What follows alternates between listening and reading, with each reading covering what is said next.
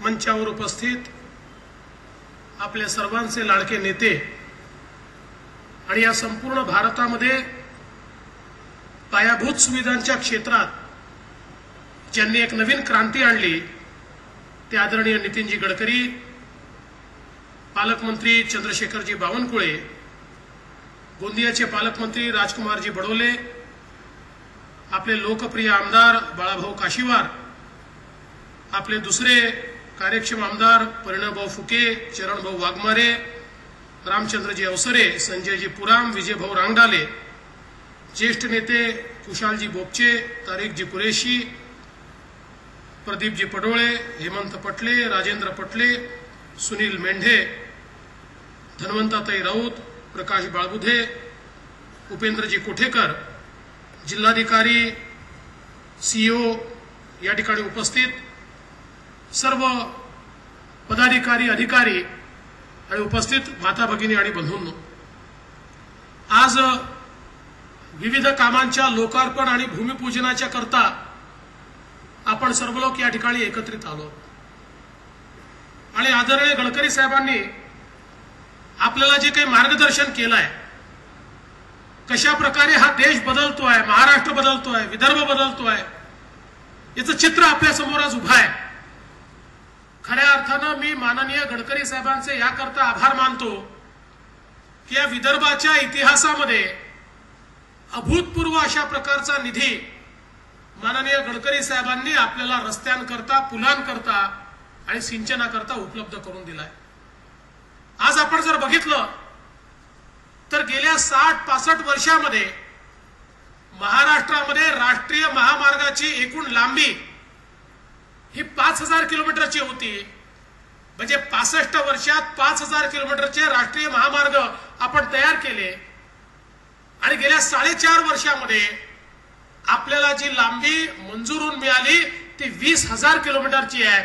म्हणजे 4 पट अधिकची लांबी आपल्याला मंजूर करून मिळाली आणि त्यातल्या 7,000 किलोमीटरचं काम आता पूर्ण होत आहे आणि उरलेलं काम देखील सुरू झालेलं आहे। आणि एवढंच नाही तर जवळजवळ 10,000 किलोमीटरचे राज्य महामार्गाचं काम आपण हातामध्ये घेतलं। 30,000 किलोमीटरचे मुख्यमंत्री ग्राम सडक योजनेच्या माध्यमातून गावाचे रस्ते आपण हातामध्ये घेतले।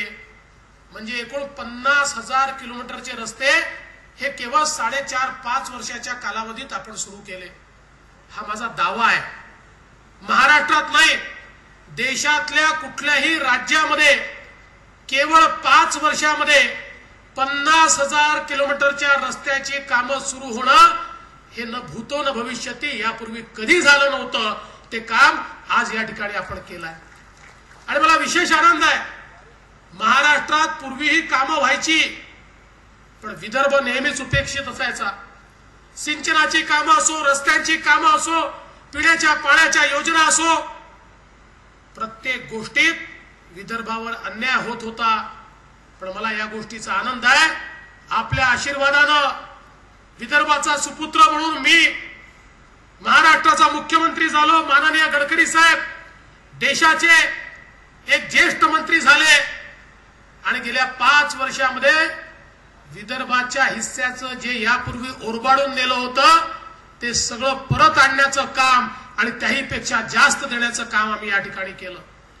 आज रस्त्यांची कामं असतील, पिण्याच्या पाण्याच्या योजना असतील, परवाच या जिल्ह्यातल्या 16 योजनांचं भूमिपूजन आपण केलं, गोंदिया जिल्ह्यातल्या योजनांचं भूमिपूजन केलं, भंडाऱ्याची पाणी पुरवठ्याची योजना कालच बावनकुळे आणि परिणय फुके यांनी अध्यक्षांसोबत 57 कोटी रुपयाच्या पाणी पुरवठा योजनेचं त्या ठिकाणी भूमिपूजन केलं।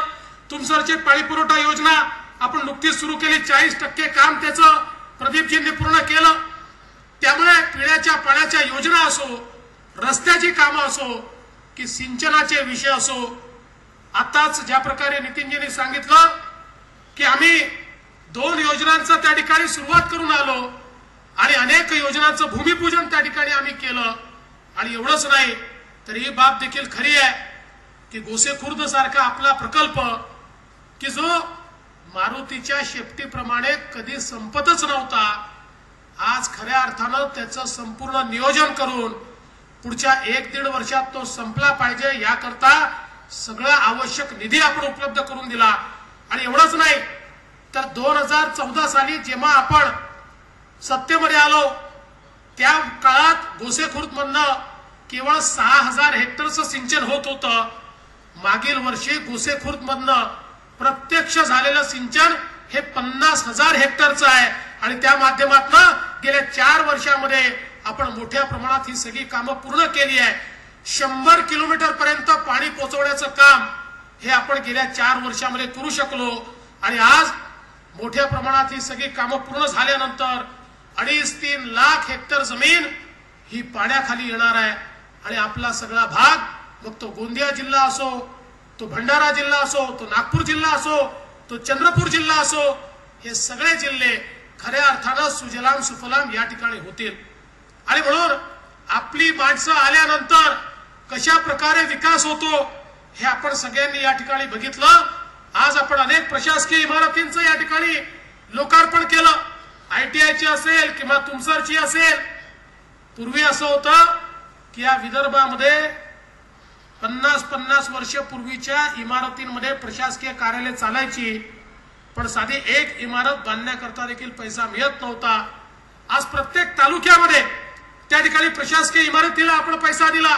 ITIच्या इमारती आपण केल्या, कृषी विद्यालयाच्या इमारती आपण पूर्ण केल्या. वेगवेगळ्या क्षेत्रामध्ये मोठ्या प्रमाणात निधी देण्याचं काम आपण या ठिकाणी केलं आणि चित्र बदलण्याचं काम आपण या ठिकाणी करतोय. आज खरं म्हणजे वर्ग 2च्या जमिनी वर्ग 1 मध्ये करण्याची मागणी गेली 50 वर्ष आपण करत होतो. महाराष्ट्र तयार झाला त्यानंतर महाराष्ट्राच्या रेव्हेन्यू रेकॉर्डमध्ये आपल्या जमिनी क्रमांक 2 मध्ये त्या ठिकाणी टाकण्यात आल्या आणि भूमी स्वामीच्या ऐवजी आपल्याला भूमिधारी करण्यात आलं. आणि मग भूमिधारी मधनं भूमी स्वामी व्हायचं असेल तर सरकारच्या कार्यालयामध्ये खूप चक्रा माराव्या लागायच्या. अनेक लोक आपले हात ओले करून घ्यायचे आणि त्यातनं सामान्य शेतकऱ्याला मोठा त्या ठिकाणी प्रश्न निर्माण व्हायचा. आपण कायदा केला आणि कायदा करून आपण सांगितलं हे भूमिधारी नाही आहे, हे भूमी स्वामी आहे आणि म्हणून एका कायद्याच्या फटक्यासारखी सगळ्यांच्या जमिनी आपण वर्ग 2 मधनं वर्ग 1 मध्ये केल्या. आज लाखो लोकांचा 7/12 आपण त्यांना दिला आणि वर्ग 1चा 7/12 आज आपण त्यांना दिलेला आहे.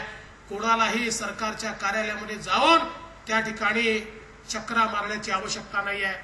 भंडारा असेल, गोंदिया असेल, अनेक ठिकाणी नजूलच्या जमिनी याचा प्रश्न गेले 50 वर्ष भिजत पडला होता. आज त्या जमिनींचा प्रश्न देखील आपण सोडवला आणि मोठ्या प्रमाणात त्याचे देखील लीज पट्टे तयार करण्याचं काम आपण सुरू केलं. आज गावठाणामध्ये ज्या लोकांनी अतिक्रमण केलंय वर्षानुवर्ष त्यांचं अतिक्रमण नियमित होत नाही.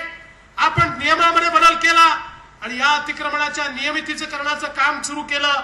आज 3 लाख पेक्षा जास्त लोकांचं अतिक्रमण हे त्या ठिकाणी नियमित केलं. 10 लाख लोकांचं अतिक्रमण या महाराष्ट्रात आपण नियमित करतोय आणि सामान्य माणसाला दिलासा देण्याचं काम हे या ठिकाणी होत आहे.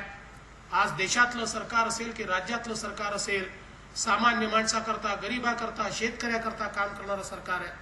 आज शेतकऱ्यांकरता वेगवेगळ्या योजनांच्या माध्यमातून आपण त्यांच्या खात्यामध्ये गेल्या 4 वर्षामध्ये 50,000 कोटी रुपये त्या ठिकाणी दिले. मग ते विम्याचे पैसे असतील, थेट मदतीचे पैसे असतील, कर्जमाफीचे पैसे असतील, विविध योजनांचे पैसे असतील.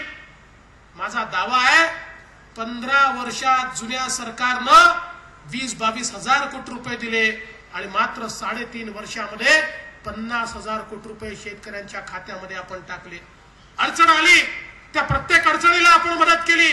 दुष्काळ आला तर दुष्काळाची मदत, मावा तुडतुडा आला तर त्याची मदत, बोंडअळी आली तर त्याची मदत. सातत्याने शेतकऱ्याच्या पाठीशी आपण उभे राहिलो आणि शेतमालाच्या खरेदीमध्ये देखील नवीन रेकॉर्ड आपण तयार केला. जुन्या सरकारच्या 15 वर्षामध्ये केवळ 450 कोटी रुपयाची शेतमालाची खरेदी त्यांनी केली. 15 वर्षात 450 कोटी आणि 3.5 वर्षात 8,500 कोटी रुपयाची खरेदी ही आपण या ठिकाणी शेतकऱ्याकडनं केली आणि थेट त्यांच्या खात्यामध्ये त्या ठिकाणी त्यांच्या मालाचे चुकारे आपण दिले. या माध्यमातून आता माननीय मोदी साहेबांनी नवीन योजना सुरू केली. या देशामध्ये पहिल्यांदा शेतकऱ्यांच्या खात्यामध्ये 6,000 रुपये थेट देण्याची योजना. काही लोक म्हणाले 6,000 कमी होतात. माझा त्यांना सवाल आहे, आजपर्यंत कुठल्या सरकारनं एक नवा पैसा तरी शेतकऱ्यांना देण्याचा विचार केला होता का? हे 6,000 रुपये ज्यावेळेस सरकार देत आहे, 75,000 कोटी रुपये हे शेतकऱ्यांच्या खात्यामध्ये एक वर्षी नाही दरवर्षी जाणार आहे. मागच्या काळात 10 वर्ष काँग्रेसचे लोक सांगायचे आम्ही या ठिकाणी कर्जमाफी केली. काँग्रेस राष्ट्रवादींनी केलेली कर्जमाफी देशामध्ये एकदाच केली आणि 52,000 कोटी रुपयाची ती होती. पण मात्र या ठिकाणी मोदीजी दरवर्षी 75,000 कोटी रुपये शेतकऱ्याच्या खात्यामध्ये टाकणार आहेत. आणि मोदीजींनी सांगितलं दरवर्षी जसे संसाधनं वाढतील या पैशामध्ये देखील आम्ही वाढ करू आणि शेतकऱ्याच्या खात्यात जाणाऱ्या पैशामध्ये वाढ करण्याचा निर्णय देखील त्या ठिकाणी मोदीजींच्या माध्यमातून घेण्यात येणार आहे. शेतकऱ्याच्या पाठीशी खंबीरपणे उभं राहणार आहे सरकार आहे. आज शेती पंप असतील याच्या पूर्ण बॅकलॉग आपण कंप्लीट केलाय.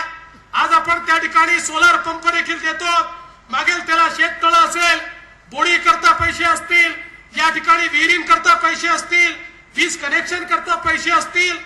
इतक्या मोठ्या प्रमाणात लाभार्थींना हा सगळा लाभ देण्याचं काम हे आपण या माध्यमातून केलं. आणि ज्या ज्या वेळी आवश्यकता पडली 8 तासाच्या ऐवजी 12 तास, 14 तास, 16 तास वीज देण्याचं काम देखील या जिल्ह्यामध्ये आपण विशेष निर्णय घेऊन त्या ठिकाणी केलं. आणि मी आपल्याला निश्चितपणे सांगतो बावनकुळेजी या ठिकाणी आहेत, नक्कीच तो चांगला निर्णय करतील आणि या ठिकाणी जास्तीत जास्त वीज आपल्याला कशी मिळेल हा प्रयत्न करतील. पण आम्हाला तर तुम्हाला यातनं सुटकाच द्यायची आहे. आम्हाला या ठिकाणी सगळे आपले जे फिडर आहेत ते सोलरवर टाकायचे आहे. ते सोलरवर गेल्यानंतर तुम्हाला वीज वाढवा म्हणण्याची आवश्यकताच पडणार नाही. नियमित 365 दिवस 12 तास वीज ही शेतकऱ्याला उपलब्ध होणार आहे. आणि ही योजना देखील या ठिकाणी आपण सुरू केलेली आहे. पुढच्या 2-2.5 वर्षामध्ये ही योजना पूर्ण झाल्यानंतर शेतकऱ्याच्या जीवनामध्ये निश्चितपणे परिवर्तन होणार आहे. शेतकरी असेल, सामान्य माणूस असेल, आज त्याच्या जीवनात परिवर्तन घडवणाऱ्या बाबी केंद्र सरकारच्या माध्यमातून चालल्या आहेत. हे सरकार गरिबाचं सरकार आहे, सामान्य माणसाचं सरकार आहे. आपण बघितलं प्रधानमंत्री आवास योजनेच्या माध्यमातून माननीय मोदीजींनी सांगितलं 2022 सालापर्यंत एकही माणूस बेघर ठेवायचा नाही. महाराष्ट्रामध्ये तर एससीसीची यादी 2011ची यादी 2019 पर्यंतच आम्ही पूर्ण करतोय. 2019 पर्यंत एससीसीच्या यादीत असलेल्या प्रत्येक बेघराला घर आम्ही देणार आहोत. आणि ज्यांची नावं त्या यादीमध्ये आली नाही, कारण 2011 साली तयार झालेली यादी होती आणि त्या काळातल्या सरकारने ती यादी योग्य प्रमाणे तयार केली नाही आणि म्हणून केंद्राची परवानगी घेऊन त्या यादीत ज्यांची नावं सुटली आहेत त्यांचं देखील सर्वेक्षण आम्ही सुरू केलं आणि 2019 नंतर त्यांना देखील आम्ही घरं देऊ. 2022च्या आत प्रत्येक गरीबाला घर देण्याचं काम या ठिकाणी होईल. ज्याचं अतिक्रमण नियमित होत आहे तो जर कच्च्या घरात असेल तर त्याला घर बांधण्याकरता 2.5 लाख रुपये हे केंद्र सरकारच्या राज्य सरकारच्या माध्यमातून देण्याचा निर्णय आम्ही केलाय. आणि त्या माध्यमातून मोठ्या प्रमाणात या ठिकाणी घरांची निर्मिती आपण करतोय. सामान्य माणसाच्या जीवनामध्ये परिवर्तन घडवणाऱ्या योजना नितीनजीने सांगितलं. उज्ज्वला सारखी योजना गरीबाच्या घरामध्ये गॅस देणारी, उजाला सारखी योजना गरीबाच्या घरामध्ये वीज देणारी, आयुष्यमान भारत सारखी योजना ज्या गरीबाला त्या ठिकाणी ऑपरेशन करणं परवडत नाही देशातल्या 50 कोटी गरीबांना 5 लाखापर्यंतचा उपचार दरवर्षी मोफत देण्याची योजना ही मोदीजींनी या ठिकाणी आणली. जगाच्या इतिहासातील गरीबाकरताची सर्वात मोठी आरोग्य योजना जर कुठली असेल तर ती आयुष्यमान भारत आरोग्य योजना आहे. कारण हे सरकार गरीबाकरता काम करत आहे. आज सामान्य माणसाच्या जीवनामध्ये परिवर्तन करणाऱ्या अनेक योजना या ठिकाणी आपण करतो. आज आमचे जे असंघटित क्षेत्रातले कामगार आहे, आमचे जे बांधकाम कामगार आहे, बांधकाम कामगाराकरता आपण योजना आणली आणि बांधकाम कामगाराकरता घर बांधण्याकरता 2 लाख रुपये ऍडिशनल देण्याचा निर्णय केला. प्रत्येक बांधकाम कामगाराला त्याच्या मुलाच्या शिक्षणाकरता पैसा देण्याची व्यवस्था केली, त्याला टूल किट घेण्याची व्यवस्था केली, त्याला 5,000 रुपये अनुदान देण्याची व्यवस्था केली. आज आमचं गवंडी काम करणारे साधे बांधकाम कामगार आहेत, यांच्या जीवनामध्ये परिवर्तन करणाऱ्या 21 योजना या आपण या ठिकाणी सुरू केल्या आणि हजारो कोटी रुपये त्याच्यावर देखील देण्याचा निर्णय आपण केला. असंघटित क्षेत्रात काम करणारे लोक, हात ठेला चालवणारे असतील, रिक्षा चालवणारे असतील, मोदीजींनी यांच्याकरता देखील योजना तयार केली आणि ते 60 वर्षाचे झाल्यानंतर त्यांना 3000 रुपये मासिक पेन्शन मिळू शकेल अशा प्रकारची योजना आज मोदीजींच्या माध्यमातून सुरू झाली आहे. गरीब असेल, शेतकरी असेल, शेतमजूर असेल, शेतमजुराच्या जीवनात देखील परिवर्तन करणारी योजना ही आज या देशामध्ये चालू आहे. आमचे भटके विमुक्त असतील, आमचे ओबीसी असतील, यांच्या जीवनामध्ये परिवर्तन करणाऱ्या योजना आपण आणल्या. आज आमच्या ओबीसी समाजाकरता आपण 800 कोटी रुपये हे त्या ठिकाणी विविध योजनांच्या माध्यमातून दिले आणि आमच्या ओबीसी महामंडळाला पैसे देऊन आमच्या ओबीसी तरुणाला कर्ज मिळालं पाहिजे. 10 लाखापर्यंतचं कर्ज हे त्याला विना तारण मिळालं पाहिजे याची योजना आपण सुरू केली. आमच्या ओबीसी समाजामध्ये देखील त्या ठिकाणी मोठ्या प्रमाणात उद्योजक सुरू झाले पाहिजे. शेड्यूल कास्ट असतील, आमचे आदिवासी असतील, यांच्याकरता वेगवेगळ्या योजना सुरू केल्या. मुद्रा सारखी योजना की ज्या योजनेच्या माध्यमातून या महाराष्ट्रामध्ये 1,25,00,000 लोकांना त्या ठिकाणी ऋण मिळालं. यातल्या 60% महिला आहेत, ज्या महिलांना हे ऋण मिळाल्यामुळे त्या महिला आज कामाला लागलेल्या आहेत, त्यांचा परिवार बदलतोय, त्यांचं घर बदलतोय, रोजगाराच्या नवीन संधी या त्या ठिकाणी तयार होत आहेत. आणि म्हणून बंधू भगिनींनो, खऱ्या अर्थानं प्रत्येक समाजाचा विचार या ठिकाणी आपण केला. आज मत्स्य व्यवसाय करणारे, मासेमारी करणारे, आमचे जे वेगवेगळ्या समाजाचे, डिवर समाजाचे, भोई समाजाचे जे लोक आहेत, या सगळ्या लोकांकरता सातत्याने मागणी होत होती की यांना जे आपण तलाव देतो त्या तलावाची जी लीज आहे ती कमी करण्यात यावी. आणि म्हणून मला अतिशय आनंद वाटतो, आम्ही निर्णय घेतला आता 500 हेक्टर पर्यंतच्या तलावावर 0 पैसे आम्ही लीज घेणार. एक नवा पैसा देखील आम्ही त्या ठिकाणी घेणार नाही. आणि त्याच्यापेक्षा जे मोठे तलाव आहेत 500 ते 1000 हेक्टर, त्याची लीजची आम्ही रक्कम कमी केली आणि ती केवळ 600 रुपये आम्ही घेऊ. आणि जे त्यापेक्षा 1000 पेक्षा वरचे आहेत त्याला केवळ 900 रुपये घेऊ. म्हणजे आमचे जे छोटे तलाव आहेत आता या तलावावर मासेमारी करण्याकरता एक नवीन पैसा देखील द्यावा लागणार नाही. एवढंच नाही तर आपण आता तलाव ठेकेदार ही जी संज्ञा होती यातनं खासगी व्यक्ती आणि खासगी कंपनी काढून टाकली. आता केवळ आमचे मासेमारी करणाऱ्या ज्या संस्था आहेत या संस्थांनाच याचं कंत्राट मिळू शकेल, त्याच हे करू शकतील. अशा प्रकारचा निर्णय देखील आज या ठिकाणी आपण घेतलेला आहे. त्यामुळे मासेमारी करणारे आमचे जो सद्गुरू समाज आहे या समाजाला विविध प्रकारच्या योजनांच्या माध्यमातून त्यांनाच गुंतवणूक देऊन त्यांना कशा प्रकारे सक्षम करता येईल आणि त्यांना जास्तीत जास्त त्या ठिकाणी फायदा कसा देता येईल याचा देखील निर्णय आज या निमित्ताने आपण घेतलेला आहे. बंधू भगिनींनो, खऱ्या अर्थानं आज आपल्या सगळ्या लोकांचे कान एका गोष्टीकरता निश्चित आतुर आहे. मला याची कल्पना आहे धानाला किती बोनस देणार हे आपल्या सगळ्यांना जाणून घ्यायचं आहे. पण एक गोष्ट आपण मान्य केली पाहिजे, पूर्वीच्या सरकारमध्ये इलेक्शन आलं की बोनस मिळायचा, इलेक्शन नसेल तर कधीच बोनस दिला नाही. पण आपल्या सरकारनं दरवर्षी 200 रुपयाचा बोनस दिला. इलेक्शन असो का नसो, धानाला 200 रुपयाचा बोनस हा सातत्याने आपल्या सरकारनं या ठिकाणी दिलाय. आणि आता या ठिकाणी मागणी आली आहे की हा बोनस वाढवला पाहिजे आणि म्हणून तो वाढवण्याचा विचार देखील आमच्या मनामध्ये आहे.